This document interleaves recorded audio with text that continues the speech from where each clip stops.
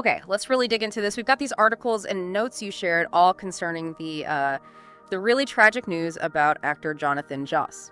So our goal today is to basically unpack what this material tells us, about the incident itself, his life, his career, and sort of the backdrop to his final days. Based strictly on what's in these sources, we'll just kind of lay out the key findings reported across the board to give you the clearest picture possible from this information. Right.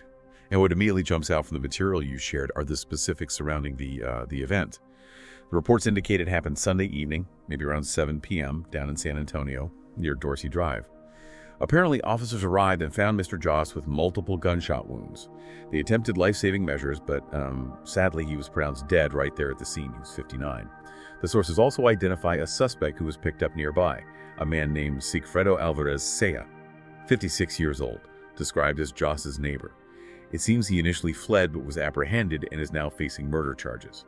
Now, the police investigation is ongoing. That's clear from the reports. But the material does mention accounts of a heated argument with this neighbor.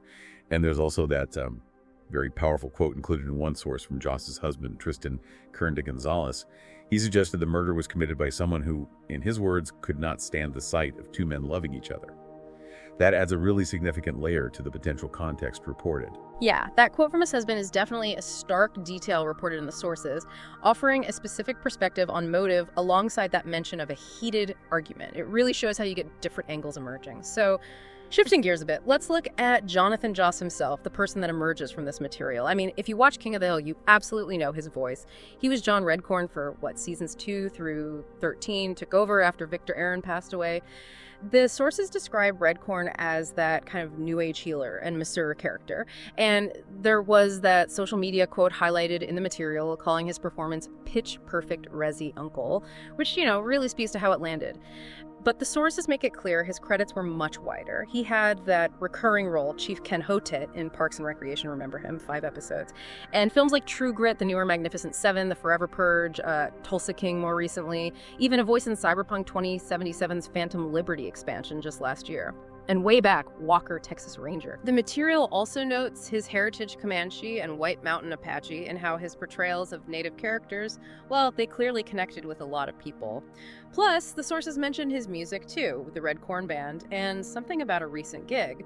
It paints a picture of a really varied creative life based on what's reported here. It absolutely does. And importantly, the sources also shed light on some really tough recent events in his life. Back in January of this year, reports detail this awful fire that destroyed his childhood home in San Antonio, a home his father had actually built back in 1957. And tragically, the sources mention he lost dogs in that fire, maybe 2, maybe 3. The accounts differ slightly. His quoted reaction was just, heart-wrenching. He reportedly said he was more concerned about my dog. Later on Facebook, the sources say he posted about losing the home, but not our hope, planning to move forward with love, humor, and a little elbow grease. One report even added that he told reporters at the time that he didn't actually have a job.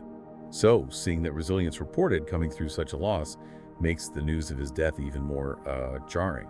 Especially considering, as the sources report, he made a public appearance just days before. He was at the ATX Television Festival in Austin on Friday evening for the King of the Hill panel. Sources describe him sort of unexpectedly going up to the microphone, mentioning Johnny Hardwick, who also passed away, expressing some frustration about not being invited onto the stage itself, and also mentioning the house fire. And then there's the whole thing with the King of the Hill revival, which the sources say is set for Hulu in August. This is where the information gets a bit contradictory in the material provided. One source flat out states he wasn't invited to be part of it, but others report that he had actually recorded lines for season 14, episode 2, maybe even more, and that John Redcorn is apparently visible in a recently released credit sequence. So conflicting details there. That conflicting information about the revival is really interesting, showing that right up until the end, his connection to that huge part of his career was, complicated, at least according to these reports. So pulling it all together from the sources for you, what we see is a life reported with significant creative impact, someone who faced really profound personal loss with apparent strength just months ago, and whose life then ended very abruptly and violently, according to these accounts. We've tried to walk you through exactly what the material lays out, including those points where the reports differ, because that's the information landscape we have.